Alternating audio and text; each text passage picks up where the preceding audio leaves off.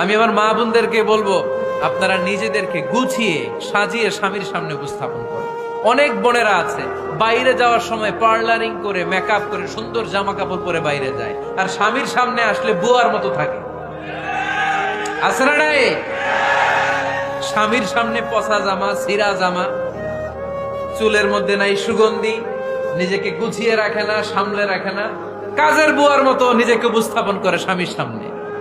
আর বাইরে গেলে মেকআপ করে পার্লারিং করে যায়। হওয়া দরকার ছিল উল্টা, বাইরে আপনি সাদা সিধা ভাবে যাবেন, বোরকা দিয়ে নিজেকে ঢেকে যাবেন। বাইরে যাওয়ার সময় কোনো নারী পারফিউম ইউজ করে যেতে পারবে না। নারীরা যত পারফিউম ইউজ করতে মনে চায় আপনার বেডরুমে, আপনার স্বামীর সামনে, ঠিক কিনা?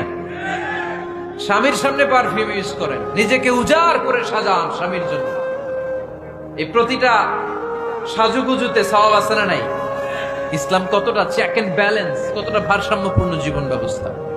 খবরদার, নারীরা ডিওডোরেন্ট ইউজ করে বাইরে যেতে পারবে, যেটা সে তার আর্মপিটে ইউজ করে, কিন্তু ঝাঁঝালো পারফিউম বোরকার উপর দিয়ে মেরে কোনো নারী বাইরে যেতে পারবে? কথা বলেন। সুনানে নাসাইর হাদিস, আল্লাহর হাবিব বলেন, আইয়ুমা ইমরাআতিন ইস্তা'সারাত নাফসাহা ফামাররাত আলা কওমিন লিয়াজিদু রিহাহা ফাহিয়া জানিয়া। কোন নারী যদি তার জামার উপর দিয়ে পারফিউম মেখে পুরুষ লোকের দৃষ্টি আকর্ষণের জন্য ঘরের বাইরে বের হয়, যতটা পুরুষ তার চেহারার দিকে লোলুপ দৃষ্টি নিয়ে তাকাবে, ততটা পুরুষের সাথে জিনার গুনাহ ওই মহিলার আমলনামায় তুলে দিবে কে?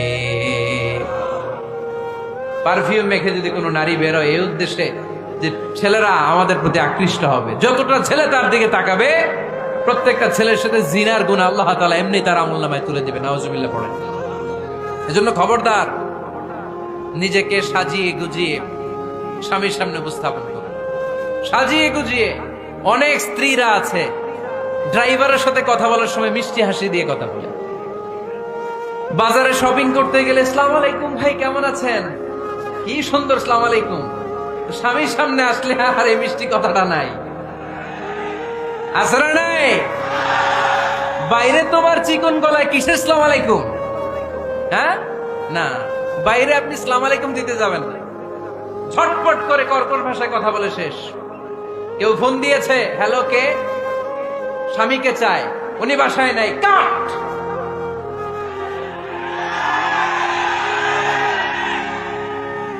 কারে চান? আপনার হাজবেন্ডের, নাই, কাট, শেষ করে দিবেন। মিষ্টি মিষ্টি আসসালামু আলাইকুম আসসালামু আলাইকুম বলা যাবে নাকি? খবরদার, খবরদার। বাজার করতে গেলে কি মিষ্টি হাসি, দোকানে গেলে কি মিষ্টি আলাপ, ড্রাইভারের সাথে কি সুন্দর কথা, সিএনজি ওয়ালার সাথে কি সুন্দর আলাপ, আর ঘরে আসলে এই চেহারাটারে এরকম করে রাখে। আসরা নাই? ঘরে আসলেই স্বামীর সাথে খিটখিটে মেজাজ। না, উল্টো করে ফেলছেন আপনি। বরং স্বামী ছাড়া অন্যদের সাথে কথা শর্টকাটে সারবেন, যাতে কোনো ফিতনা চলে না আসে। চিল্লায় বলেন ঠিক কিনা? আর নিজেকে স্বামীর জন্য উজাড় করে সাজান, পার্লারিং করেন, বিউটিফিকেশন করেন, মেকআপ করেন, বেডরুমে পারফিউম মাখেন, নিজেকে উজাড় করে স্বামীর জন্য সাজান। সওয়াব দিয়ে আপনার আমলনামাটারে পূর্ণ করে দিবে কে? বিশ্বনবী যখন সফরে যেতেন, সফর থেকে ফিরে আসার সময় ডিরেক্টলি স্ত্রীর ঘরে যেতেন না। বিশ্বনবী একজনকে ঘরে পাঠিয়ে দিতেন, মদিনার উপকণ্ঠে কিছু সময় অপেক্ষা করতেন, আর বলতেন আজকে আমি আয়েশার ঘরে যাব। আয়েশারে যে বলো আমি এসেছি, কয়েক ঘন্টা পরে আয়েশার ঘরে আমি ঢুকবো। সুবহানাল্লাহ পড়েন। স্ত্রীকে সময় দিতেন, কারণ স্ত্রী হয়তো কাজ করে, ঘর গুছায়, ঘেমে থাকতে পারে, তাকে নিজেকে গুছানোর জন্য সময়ের দরকার আছে না নাই? লম্বা সফর শেষ করে, সেই বুখারীর হাদিস, বিশ্বনবী যখন সফর শেষ করে মদিনায় ফিরতেন, ডিরেক্টলি স্ত্রীর কাছে যেতেন না, মদিনার উপকণ্ঠে ওয়েট করতেন এবং বার্তাবাহককে পাঠাতেন, যে বলো যে আজকে আমি সফিয়ার ঘরে থাকবো। সফিয়াকে সময় দিতেন 2-1 ঘন্টা, যাতে নিজেকে সাজিয়ে নিতে পারে। সুবহানাল্লাহ। এজন্য প্রতিটা স্ত্রীর উচিত, আমার মা বোনেরা যারা আপনার মহিলা প্যান্ডেল থেকে শুনছেন, নিজেকে উজাড় করে স্বামীর জন্য সাজান। আপনার সাজুগুজু বেগানা পুরুষদের জন্য নয়, যে পুরুষদের সাথে দেখা দেওয়া জায়েজ নাই তাদের জন্য নয়, রাস্তার পুরুষের জন্য নয়। আপনার সাজুগুজু, আপনার সৌন্দর্য, আপনার বিউটি সব আল্লাহ তাআলা আপনার স্বামীর জন্য করতে বলেছে। চিল্লায় বলেন ঠিক কি না? 10 নাম্বার দায়িত্ব, স্বামীর ক্যাপাসিটির বাইরে না যাওয়া। আপনি জানেন স্বামীর বেতন হলো 20,000, আপনি এসে বলা শুরু করছেন, পাশের ঘরের ভাবিরে দেখলাম 25,000 টাকা দামের জামদানি শাড়ি কিনছে, আমারও একটা দিবা।